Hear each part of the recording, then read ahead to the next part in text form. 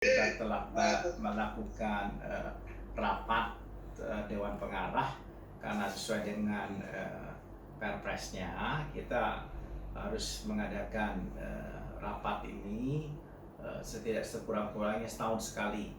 Jadi Dewan Pengarah tahun lalu mengadakan rapat dan sekarang kita baru yang kedua kali dalam arti rapat di tingkat Dewan Pengarah dan banyak hal memang yang kita putuskan dan kemudian biasanya itu diikuti dengan rapat-rapat di tingkat eselon 1 untuk lebih teknis.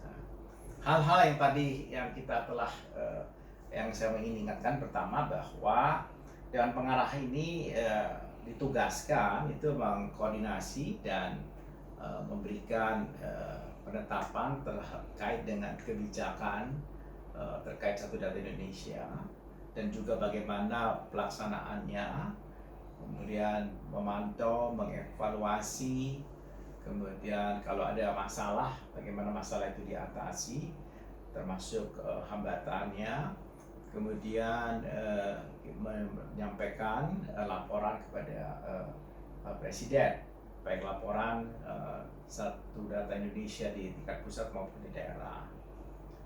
Dan tadi saya menyampaikan bahwa Satu Data Indonesia ini sangat penting sekali, apalagi dalam situasi pandemi hari ini. Ya, seakan-akan Satu Data Indonesia itu sudah menjadi satu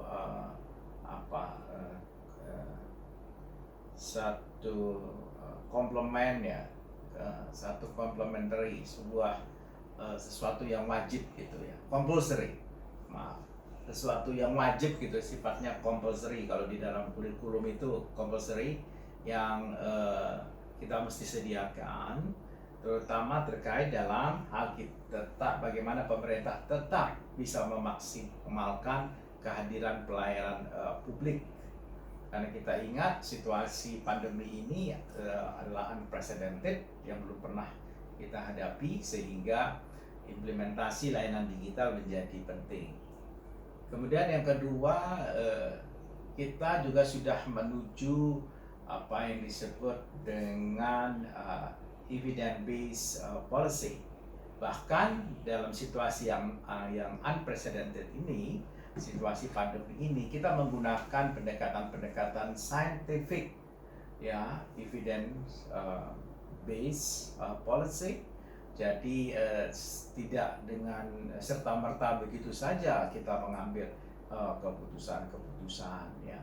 Jadi the best practice-nya juga kita ambil, dan dengan demikian penting sekali data yang reliable dalam agenda yang masif seperti agenda pemulihan nasional ini, agar tidak berisiko, ya, tidak berisiko menimbulkan inefisiensi, pemborosan sumber daya, dan program itu juga kita bisa maksimalkan untuk tepat guna dan tepat sasaran.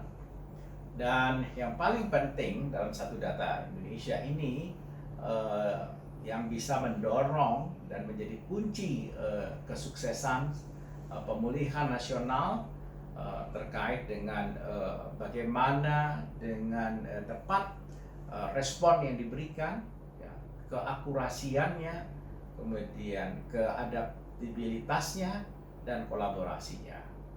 Nah, dan dengan demikian, ya, semua hal tadi yang saya sampaikan itu, dan di awal juga saya sudah sampaikan, memerlukan data yang kredibel, yang bermutu untuk menjadi basis pengambilan kebijakan. Dan kita tahu bahwa data itu dan bagaimana pengembangannya itu seperti sebuah siklus. Jadi data berkembang, kemudian dia menghasilkan data yang terkoreksi, terbarukan, ya kan, kemudian menjadi data lagi, terus data ini diaplikasikan dan diperbarui lagi, apakah itu bentuknya time series, apakah itu karena ada inclusion atau exclusion error seperti kejadian dengan bantuan sosial, ya kan? Bagaimana kita bisa meminimalisir error-error itu, yang inclusion dan exclusion error itu, yang tidak patut menjadi memperoleh bantuan, sementara yang semestinya mendapatkan tidak mendapatkan bantuan. Nah ini jadi itu yang penting, dan tentu semua para pihak dalam hal ini, Bappenas, Kementerian Keuangan, Biro Pusat Statistik, Kominfo, BSSN, ya, kemudian apalagi BIG, ya, Kementerian Pan-RB itu menjadi bagian dari Dewan Pengarah ini yang akan menyepakati arahan-arahan dan solusi untuk menjawab isu-isu strategis seputar kebijakan satu data. Nah, kemudian seperti kita ketahui bahwa yang telah kita capai, misalnya karena kan Perpresnya ini mulai dari tahun 2019. Pertama, misalnya kita sudah tetapkan bahwa untuk data kependudukan, satu-satunya sumber yang kita anggap reliable, mempunyai akuntabilitas yang tinggi, itu adalah satu data kependudukan yang diproduksi oleh dan wali datanya oleh, dan bahkan pembina datanya oleh Kementerian Dalam Negeri, yang pada tahun 2020 BPS bahkan melakukan kolaborasi dalam rangka sensus penduduk. Pada bulan Oktober 2020 misalnya sudah ada satu data Kementerian Hukum dan HAM, itu juga sudah diluncurkan, yang memiliki fitur dashboard eksekutif, ya. Kemudian pada November 2020 kita sudah mulai merambah ke daerah. Jadi daerah dalam hal ini Daerah Istimewa Yogyakarta, ya. Jadi SDI mendampingi pemerintah Daerah Istimewa Yogyakarta untuk menyusun petunjuk teknis mengenai penyelenggaraan data bantuan sosial dan standar operasional perencanaan pengumpulan dan pengolahan data.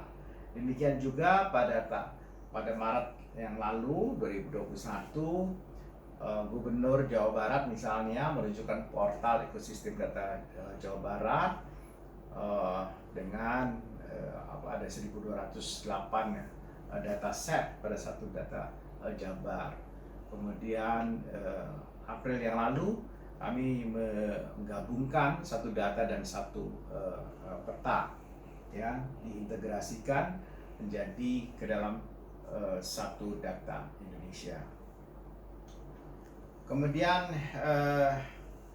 banyak regulasi yang sudah diterbitkan juga untuk menyusul Perpres itu sendiri, termasuk regulasi yang terkait dengan bagaimana mengatur manajemen data sistem pemerintahan berbasis elektronik, SPBI, kemudian pengelolaan portal SDI, kemudian tentang tata kerjanya bagaimana, terus teknis standarnya, kemudian petunjuk teknis metadata yang diluncurkan oleh BPS misalnya, dan peta jalan satu data Indonesia.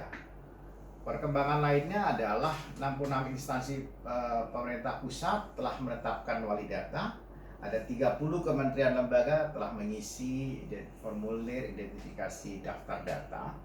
Kemudian sedang disusun referensi regulasi SDI baik tingkat pusat dan daerah. Kemudian sedang dilakukan asesmen penyelenggaraan satu data Indonesia di 30 provinsi. Kemudian 22 provinsi telah menunjuk wali datanya.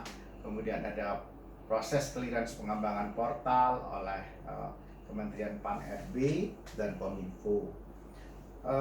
Beberapa daerah juga sekali lagi sudah telah melakukan uji coba skema seperti tadi saya sampaikan, Daerah Istimewa Yogyakarta, dan kemudian juga disusul untuk misalnya Provinsi Sumatera Barat terkait dengan UMKM. Lalu